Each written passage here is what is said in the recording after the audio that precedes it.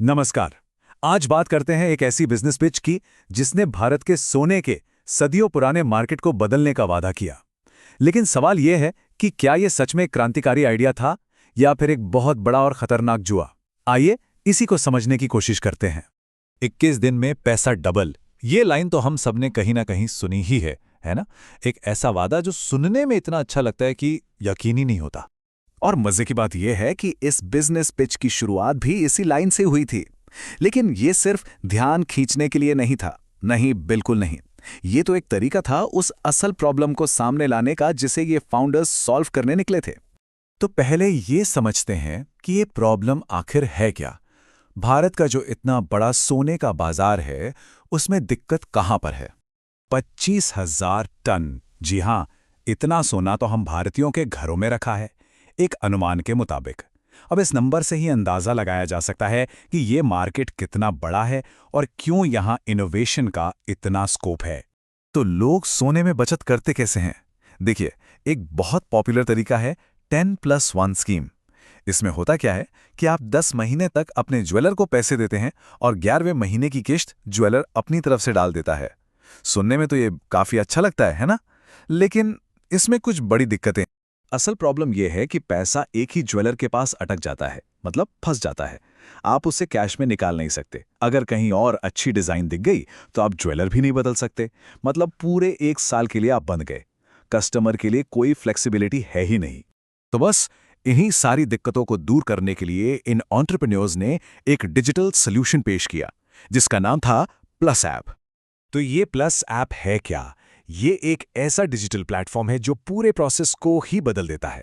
यहाँ पर आपकी सेविंग्स को आरबीआई रेगुलेटेड फाइनेंशियल इंस्ट्रूमेंट्स में इन्वेस्ट किया जाता है जिससे उस पर रिटर्न मिल सके, और फिर उस पैसे से आप सैकड़ों पार्टनर ज्वेलर्स से डिस्काउंट पर गहने खरीद सकते हैं। यहाँ फर्क बिल्कुल दिनों रात जैसा है। देखिए, जहाँ पुरानी स्कीम में बंधन था वहीं प्लस ऐप में है फ्लेक्सिबिलिटी। जहाँ एक ज्वेलर था यहाँ सैकड़ों ज्वेलर्स का ऑप्शन है, और सबसे बड़ी बात, आपकी सेविंग्स पर सीधा 10% का रिटर्न। 10%, यही वो नंबर था जिसने इस ऐप को इतना आकर्षक बना दिया। लेकिन यही वो नंबर था जो इन्वेस्टर्स के लिए सबसे बड़ी चिंता की वजह भी बन गया। और अब कहानी में आता है ट्विस्ट, वो मोड़ जहां इन्वेस्टर्स इस बिजनेस मॉडल की, आप कह सकते हैं, चीर फाड़ करना शुरू करते हैं और इसकी एक एक खामी को सामने लाते हैं। तो सवाल यह है कि ये 10% आ कहां से रहा है। देखिए, इनका मॉडल एक एनबीएफसी यानी नॉन बैंकिंग फाइनेंशियल कंपनी के साथ पार्टनरशिप पर टिका था। ये एनबीएफसी लोगों को 12% पर लोन देती है। तो प्लस ऐप आपका पैसा वहां इन्वेस्ट करता है, आपको 10% देता है, और बीच का 2% वो उसकी कमाई है। और बस यहीं पर इन्वेस्टर्स ने पहली खतरे की घंटी बजाई।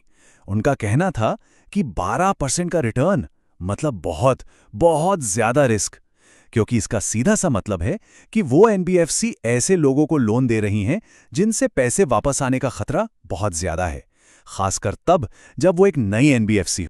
दूसरा बड़ा सवाल उठा बिजनेस की पहचान पर। मतलब ये है क्या ये एक ज्वेलरी ऐप है या फिर एक वेल्थ मैनेजमेंट प्लेटफॉर्म? इस कंफ्यूजन की वजह से इन्वेस्टर्स के लिए मॉडल को समझना ही मुश्किल हो रहा था। फिर बात आई कानूनी दांवपेच की। क्या इस तरह से आम लोगों से पैसा लेकर उसे इन्वेस्ट करना कानूनी तौर पर सही है? ये एक बहुत बड़ा सवाल था जिसका जवाब किसी के पास नहीं था।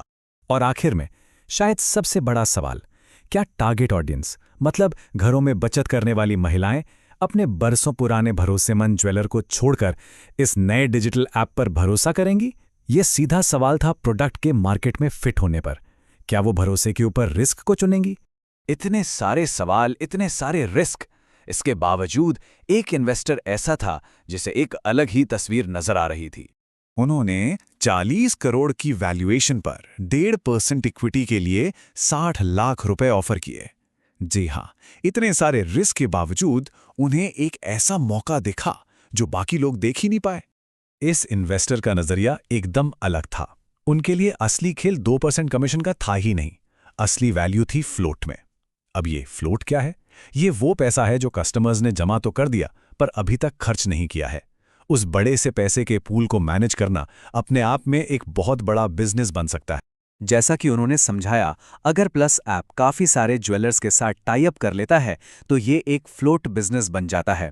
फिर ये सिर्फ कमीशन का खेल नहीं, बल्कि कस्टमर्स के पैसे को मैनेज करने और ज्वेलर्स के लिए एक पावरफुल कस्टमर एक्विजिशन इंजन बनने का बिजनेस है। तो चलिए इस पूरी पिच की जो सबसे बड़ी कश्मकश है उसे एक बार फिर से समझते हैं। तो यहाँ कहानी में दो पहलू हैं।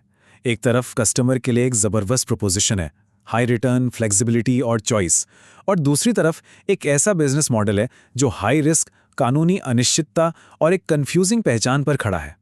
और ये हमें आखिरी सवाल पर लाकर खड़ा करता है, दांव किस पर लगाया जाए?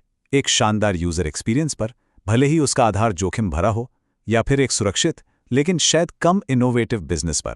ये एक ऐसा सवाल है जिसका जवाब हर एंटरप्रेन्योर और हर इन्वेस्टर को खुद से पूछना पड़ता है।